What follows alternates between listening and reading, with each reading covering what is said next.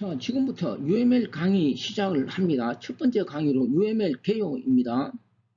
자, 먼저 객체 지향 개발과 UML의 관계에 대해서 살펴봅니다. 객체 지향 개발 방법론은 여러 가지가 있습니다.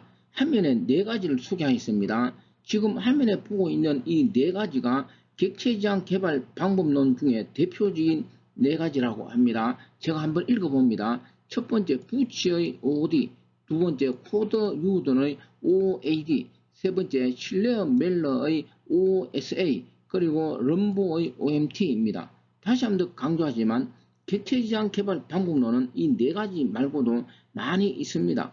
뭐 그런 거는 시험에 출제되지 않으니까 특별하게 공부할 필요는 없고 대표적인 건 4개 소개하였습니다. 그런데 여기서도 현재 이 네 가지는 시험에 거의 출제되지 않습니다. 해서 표에 있는 이 내용은 그냥 간단하게 한번 좀 읽어봅니다.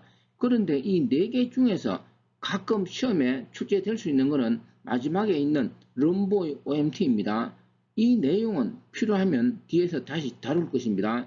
여기서 간단하게 한번 이야기하면 럼보의 OMT는 어떤 방식으로 객체 지향 개발을 하느냐, 객체 모델링, 동적 모델링, 기능 모델링을 이용하여서 객체 지향 개발을 합니다. 만약에 럼보가 시험에 출제되면 지금 이야기한 이 세 가지에 대해서 출제되고 있습니다.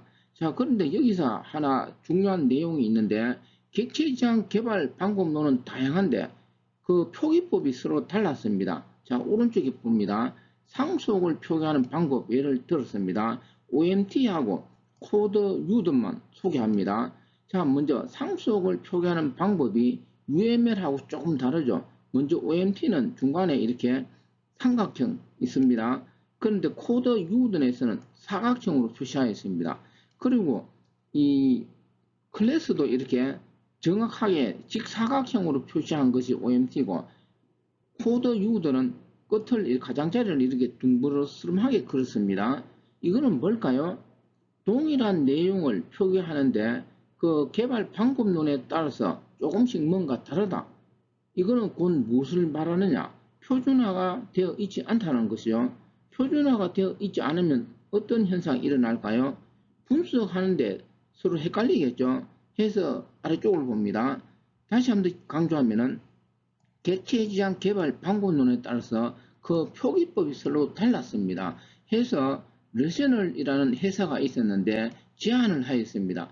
객체 지향 개발에서 그 표기법만이라도 통일하자 해서 1997년에 UML은 OMG에서 표준으로 채택되었습니다. OMG는 뭐냐 하면은 객체에 대한 기술 표준을 제정하기 위해서 설립된 비영리 단체였습니다. 현재 800여 개 이상의 업체들이 참여하고 있습니다. 자, 이런 절차를 거쳐서 UML이 객체 지향 개발 방법론의 표기법으로 표준화 채택되었다는 거죠. 다시 한번 더 UML 간단하게 정리해보면 아래쪽으로 봅니다. UML은 통합 모델링 언어 약어입니다. 시스템을 시각적으로 표현하는 것이 핵심 내용이죠. 앞으로 UML 다이어그램에 대해서 하나하나씩 다룰 것입니다. 자, 이번엔 UML 종류를 소개합니다. 여러 가지가 있습니다. 화면에 네 가지만 소개하였습니다. 플랜트 UML, 스타 UML, 아르고 UML, UMLet입니다. 제가 오른쪽은 스타 UML을 이용하여서 클래스 상속 관계를 직접 그려본 것입니다. 제가 여기서 제안을 합니다. 여러분들도 UML 공부하기 전에 시간 날 때 이런 프로그램을 설치해서 직접 제가 이렇게 화면에 그린 것처럼 그려보기 바랍니다. 남들이 그린 그림을 그냥 보고 공부하는 것보다는 직접 그림을 그려보면 어떻게 될까요? UML 공부에 많은 도움이 됩니다. 다시 한번 더 강조합니다. 지금 이 네 가지를 소개하였는데 이것 말고도 다양하게 있습니다. 그냥 아무거나 하나 시간 날 때 설치해서 미리미리 직접 이런 그림을 한번 그려보기 바랍니다. 자, 이번에는 UML 버전 2.2의 다이어그램을 소개합니다. 먼저 화면 아래쪽으로 봅니다. UML은 크게 구조와 행위 다이어그램으로 구분을 합니다. 먼저 구조 다이어그램은 시스템의 정적인 구조를 나타내는데 버전 2.2에서는 총 7개입니다. 행위 다이어그램은 시스템을 구성하는 객체들의 동적인 관계를 나타내는데 역시 7개로 되어 있습니다. 합쳐서 전체 2.2에서는 14개의 다이그램으로 구성되어 있습니다. 시험에서 구조 다이그램이 무엇이고 행위 다이그램이 무엇이냐 이렇게 간단하게도 출제되므로 지금 화면에서 보고 있는 이 내용을 간단하게 정리를 해야 합니다. 자, 제가 다시 한번 이야기하면 UML 2.2의 다이그램은 스트럭처, 구조 다이그램, 비헤이버, 행위 다이그램을 보면 되는데 이 그림에 보면 구조 다이그램은 네모가 7개니까 전체 다이그램 종류가 7개라는 걸 알 수가 있습니다. 제가 읽지 않지만 여러분들은 꼭 정리를 합니다. 자, 그 다음에 행위 다이그램은 여기에 네모가 몇 개인가요? 총 8개죠. 해서 7개가 아니고 8개 아니야 이렇게 생각할 수 있죠. 그런데 이 그림을 자세히 보면 인터랙션 다이그램은 몇 개로 다시 4개로 나눠진다는 거죠. 해서 8개가 아니고 행위 다이그램은 7개입니다.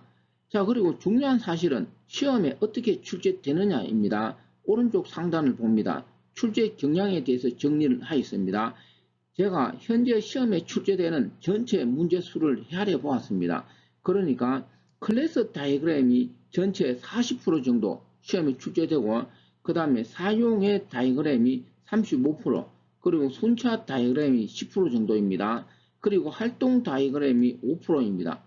그러면 지금 설명한 이 네 가지가 전체의 90%를 차지하죠. 그러니까 UML 다이그램 공부를 어떻게 해야 되느냐? 클래스 다이그램하고 사용의 다이그램은 세부적으로 아주 정밀하고 정확하게 정리를 해야 합니다. 그리고 순차 다이그램도 어떻게 해야 될까요? 어느 정도 정리는 세부적으로 해야 되겠죠. 근데 나머지는 어떻게 될까요? 핵심 내용만 정리하면 되겠죠. 앞으로 강의는 지금 이 출제 경향에 맞춰서 제가 정리합니다. 자, 이번에는 UML 다이그램 총 정리부터 합니다. 화면에 보고 있는 이 내용도 시험에 출제될 수 있습니다. 정리가 필요합니다. 제가 핵심 내용을 이야기합니다. 먼저 UML은 범용 모델링 언어입니다. 범용이라는 것은 특정 한 곳에만 적용하는 것이 아니고 여러 곳에 두루두루 적용할 수 있다는 뜻이죠. 두 번째, UML은 시생 개발 활동 전 과정에서 사용될 수 있다. 이 말은 무슨 뜻인가요? 우리가 시생 개발에서 계획, 분석, 설계, 유지, 보수 등등 있겠죠. 이런 모든 과정에 UML이 사용될 수 있습니다.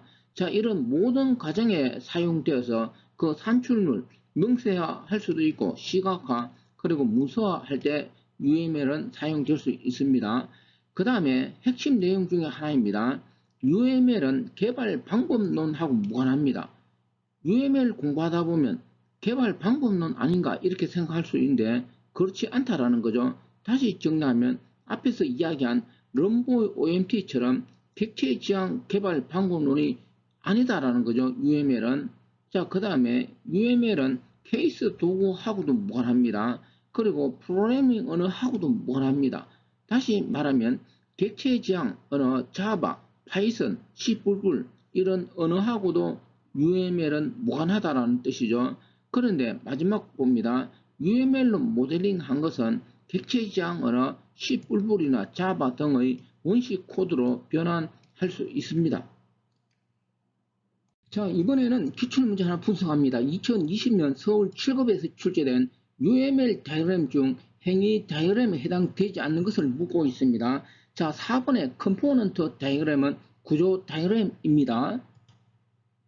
자, 이번에도 기출문제 하나 더 분석합니다. 2008년 국가 7급에서 UML 다이그램 설명으로 옳지 않는 것을 묻고 있습니다. 자, 여기 있는 첫 번째 사용 사례, 상태, 클래스, 활동 다이그램이 있는데 이들 내용에 대해서는 뒤에서 구체적으로 하나하나 설명합니다. 그런데 시험에서는 다이그램 핵심 내용이 간단하게 이렇게 출제되기도 하니까 정리가 필요하겠죠. 먼저 답을 찾아보면 2번이 틀렸습니다. 상태 다이그램인데 클래스 사이의 메시지 교환을 시간 흐름에 따라 표현한다. 메시지 교환을 시간 흐름에 따라 표현하는 것은 순차 다이그램입니다. 아래쪽에 여기 정리되어 있으니까 일단 한번 읽어봅니다. 핵심 내용은 상태 다이그램 상태니까 객체의 상태 변화를 그림으로 나타낸 것이고 순차 다이그램입니다. 이 순차 다이그램 이게 출제되면 핵심 내용, 시간 흐름이 핵심입니다. 이 시간 흐름을 다르게 데이터 흐름 또는 제어 흐름 이런 식으로 틀리게 해서 출제되기도 합니다. 아무튼 앞으로 시험에 출제되는 다이어그램은 하나하나 정리합니다. 이번 강의는 여기까지입니다.